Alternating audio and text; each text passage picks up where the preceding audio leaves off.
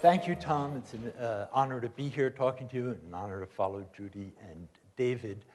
I'm going to give in to my strong temptation to talk to you about sourness, discouragement, and failure, and to inject some negative ideas into the conference. And I often talking about the project, which in many ways was very successful, I often have to suppress all the anger and bitterness and sourness that I feel. And I've decided I'll just vent it today. It's your fate.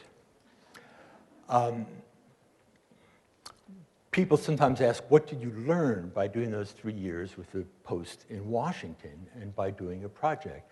I mean, I was somebody, I had never even been the social chairman of an English department. I wasn't in student council. I hadn't done anything. And then I did, it was like a small business. We had $1 million budget. What did I learn in Washington? One thing I learned is that many of the people in Congress are much smarter and much more sensitive than they can allow themselves to feel or to seem when they're on television. Another thing I learned is that I really feel very distrustful of foundations, especially foundations for the arts, and especially foundations that have to do with poetry. Before I entered into this job and this project, I had a naive view that the nonprofit world was pretty and beautiful and not as nasty as the corporate world or the business world. And although I remain a political liberal, I confess that in some ways that flipped.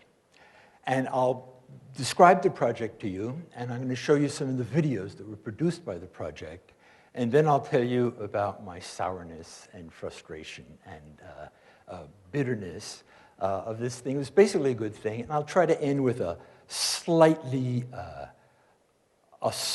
happy ending.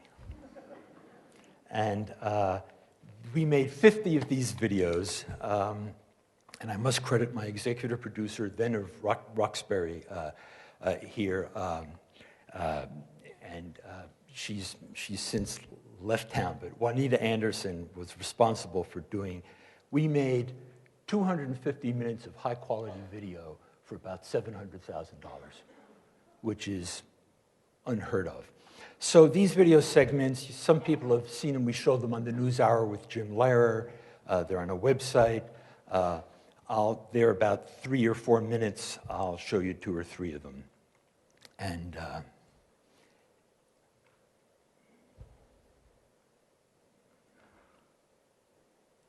here's one.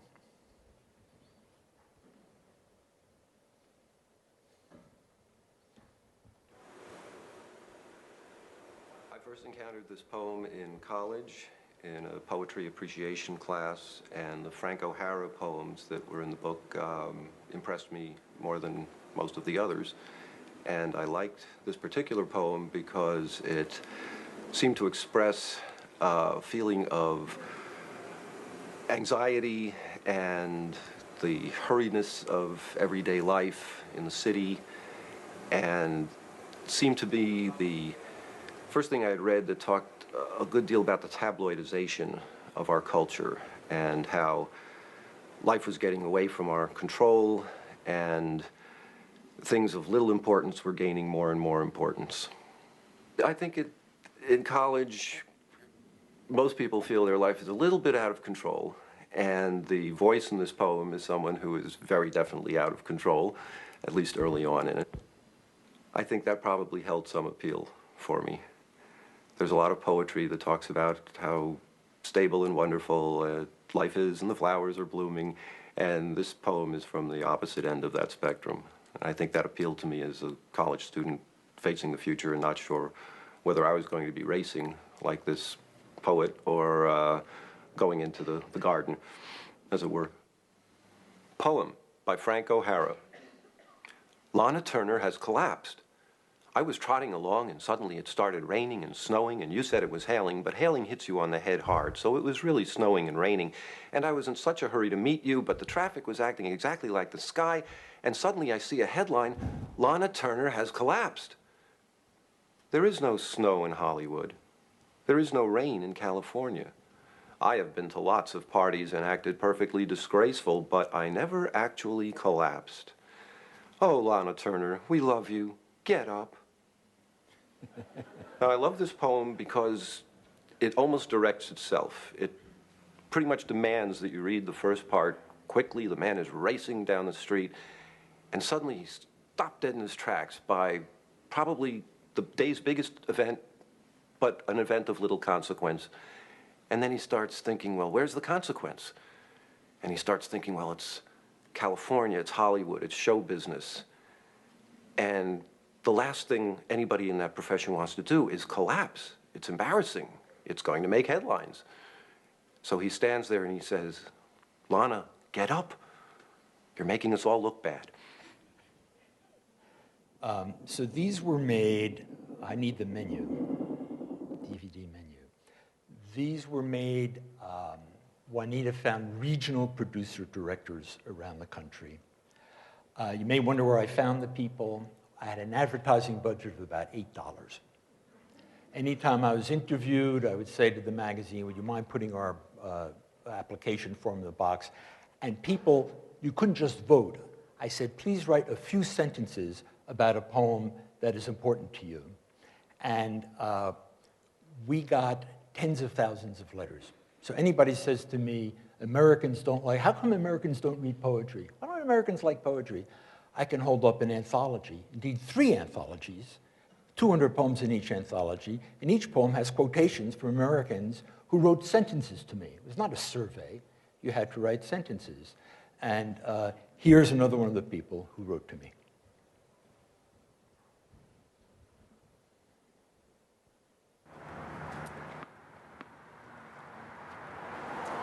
I'm Kiyoshi Houston.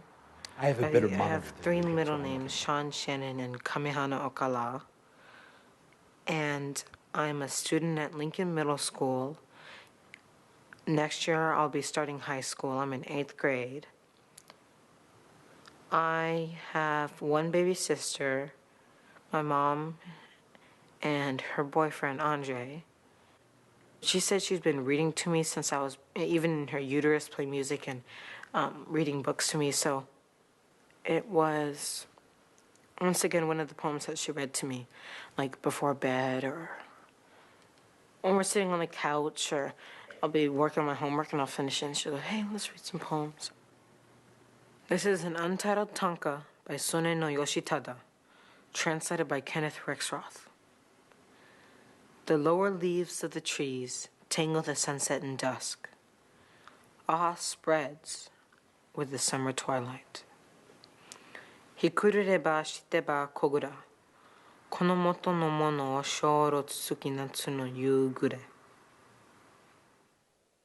I love watching the sunset on the beach because we live right next to the beach and I can just walk out there some nights and watch it, or we'll be driving and I'll look out the window and there's always like a purple or orange or some wonderful combination of colors that like sets me in awe. In the poem they use the word awe. But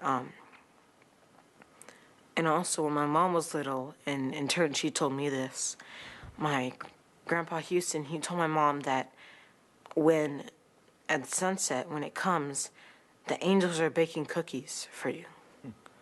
And that our ancestors, that his father and so on were all baking cookies when the sunset comes. So that's always kind of a tie back. And it makes me think about the people that must have lived before me and given birth to who I am and to me. The lower leaves of the trees tangle the sunset in dusk. Awe spreads with the summer twilight. Hikurureba shiteba kogura. Kono moto no mono o shōru tsuki natsu no yūgure.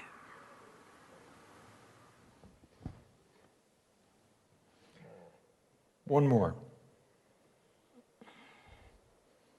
I'm tempted to say, is there anyone you'd like to see? But I'll choose.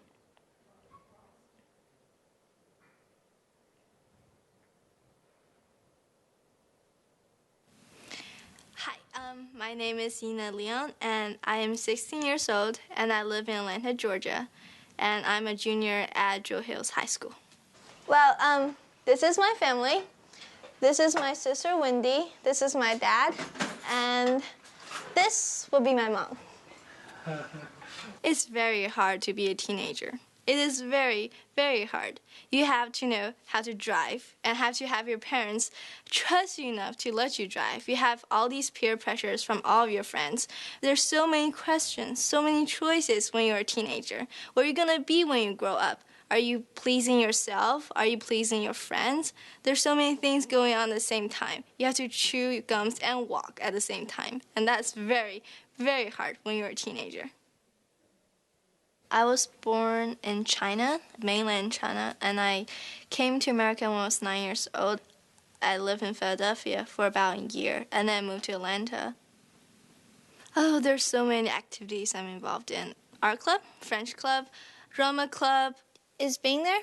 Chess club for Mondays. Be happy and forget about that jerk. NHS, National Honor Society, and science club. I play 3 instruments: violin, viola, keyboard. 3. You know, boys suck. The reason why I love pigs so much because I'm born in the years of pigs. It's a Chinese thing, but they're so cute, don't you think? I also like to draw. This is a comic book I'm currently working on. After clubs, I do my homework, breathe, and then probably eat dinner. Then I'll hit the internet for an hour. I am not mad at you. I go to bed very early, 9 o'clock.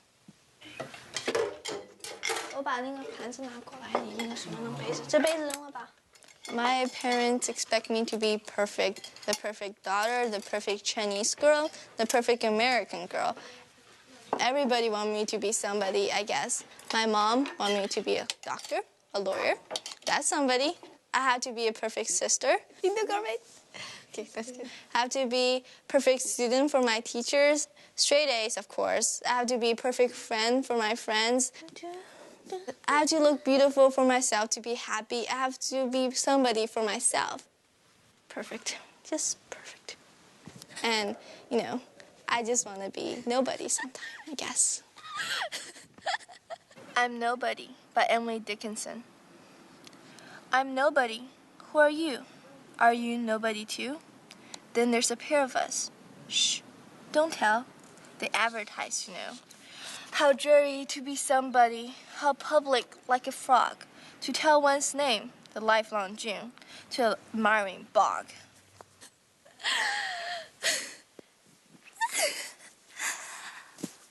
The reason why this is my favorite place in the whole wide world is because the sky is really big, and the grass is really big, and the mountain's really big, and like the universe. And I'm like a little star in the universe.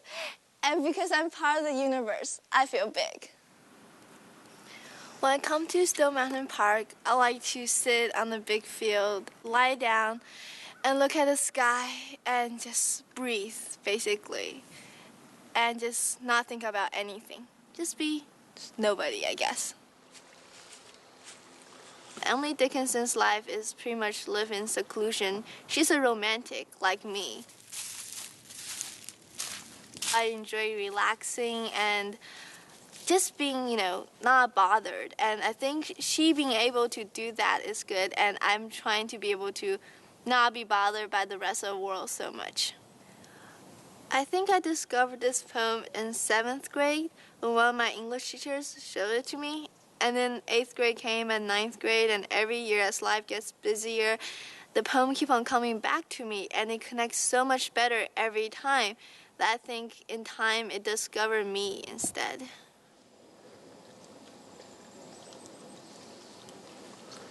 I'm Nobody by Emily Dickinson. I'm nobody. Who are you? Are you nobody too? Then there's a pair of us. Don't tell. They advertise, you know. How dreary to be somebody. How public, like a frog. To tell one's name, the lifelong June, to an admiring bog.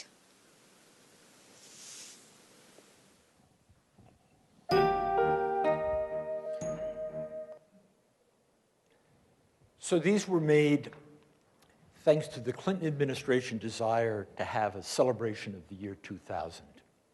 It's paid for because of the Clinton administration. We had a reading at the White House. Hillary and President Clinton both read poems. Kids from the Duke Ellington School read poems. And the NEA, where there was a tremendous, wonderful young administrator named Cliff Becker, who died young in his 40s after this project. These videos that are in an anthology distributed by Norton and that you can see on the web at favoritepoem.org, they're all shot in Boston, Hartford, New York, Atlanta, Washington, D.C., Miami, Seattle, Portland, San Francisco, and Los Angeles. You notice something is omitted. The whole middle of the country. We made 50 of these. We assumed somebody would want to give us money to make the other 50. We knew who the people were we were going to shoot. Foundations don't like things that are already good, that they didn't do.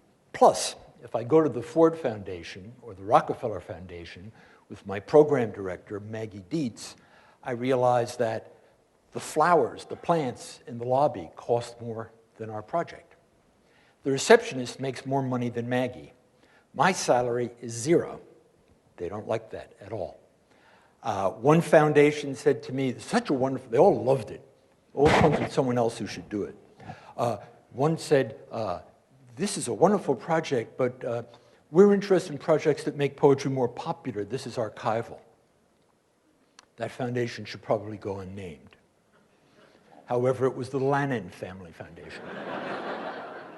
And I remember a guy at the Ford Foundation said, we get a lot of projects similar to this. I said, you do? What would be an example? He said, well, somebody asked us to give a prize for a symphony orchestra composition. I realized that I really had no point in talking to the gentleman at all.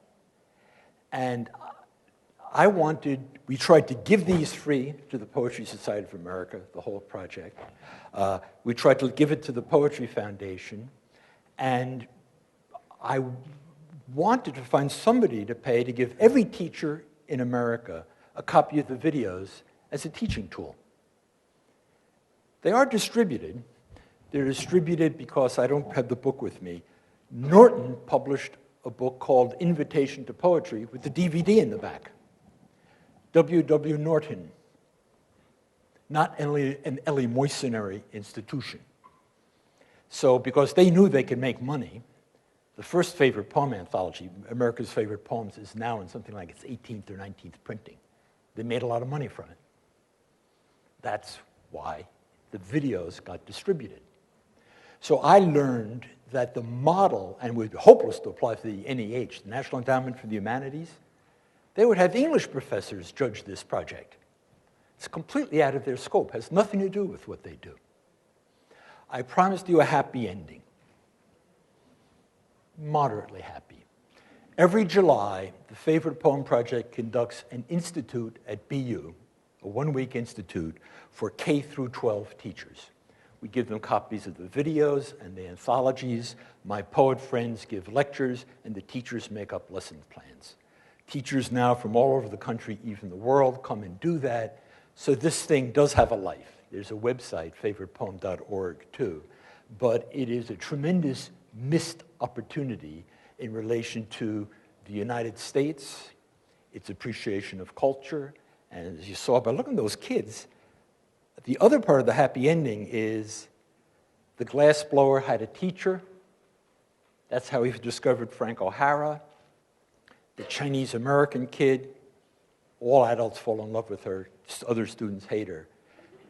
Thanks to American schools, especially American public schools, thanks to American public education. Thank you very much.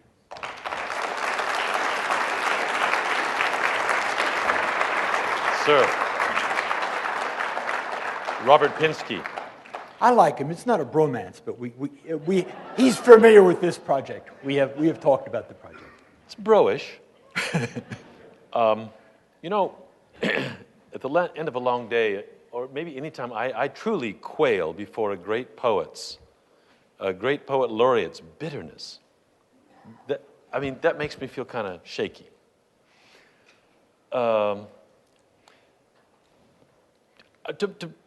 with apologies to Frank O'Hara, oh, Robert Pinsky, we love you. Get up. It just seemed, for once, I could just say there was an awful lot of crap associated with doing this. Okay, then, with apologies to all Tonka writers, you made 50. Be happy. That's where you wind up. And believe me, I have other things in my life besides this. But it was such an opportunity. And I was so naive. I assumed because they're good and because the project is good, of course someone will want to do it. I love these videos. Are they really not available unless we buy the book? Oh, no. You can go to favoritepoem.org and see them in flash format online. So any teacher who The wants book to only use costs them... about $16. Okay, that's not bad either. As any teacher wants to use it can send the students to favoritepoem.org. And if you know a teacher, give a teacher that invitation to poetry book as a present. It's a great present. And in fact, tell that teacher about the Summer Institute. We have some scholarship aid available. Could we plumb this just a little bit more? The sourness, frustration, bitterness. You plumbed it pretty good, but let's just hang with it. Seriously, I mean, here you are, poet of national, international stature, and it makes me wonder, is this just about this experience, or is there something else at your stage in life, your experience in life, or even this question, if I may?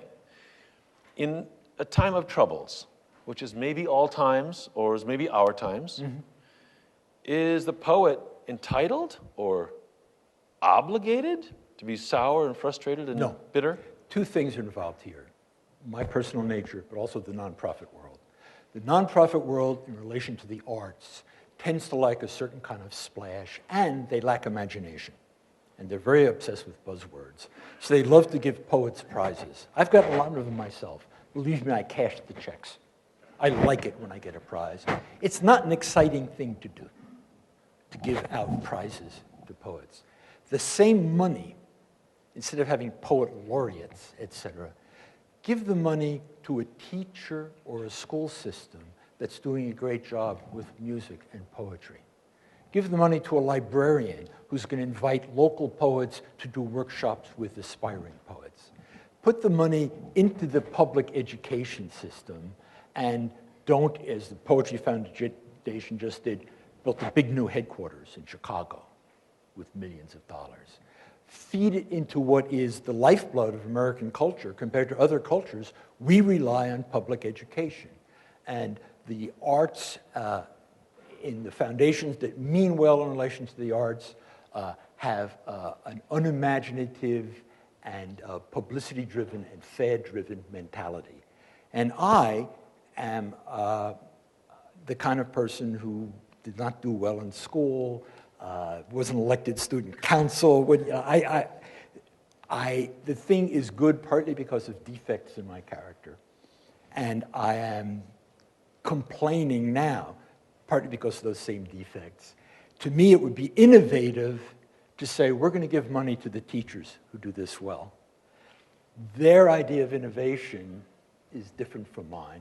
This, in a way, is not innovative at all, this project that you saw. I mean, Bob Hass had done one with poetry and nature writers. Rita Dove did one with black kids in the inner city. At the time I said, Bob is green, Rita's black. I don't want to do a thing about Jewish guys from New Jersey.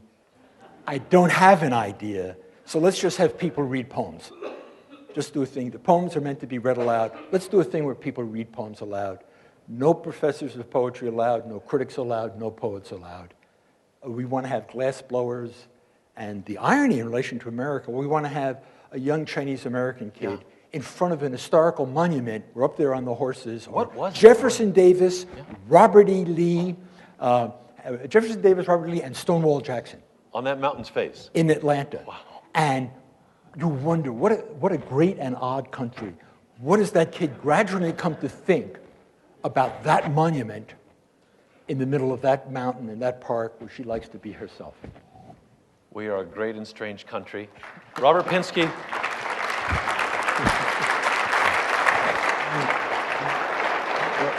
Before you go, my romance, let me just quote the spontaneous poem of the young Chinese acolyte of Emily Dickinson in Atlanta for you. I'm like a little star in the universe, And because I'm part of the universe, I feel big. Yeah. We wish you small happiness and more. Yeah. Thank you for sharing with Thanks, us. Tom. Thank you very much. Robert Pinsky, thank you so much.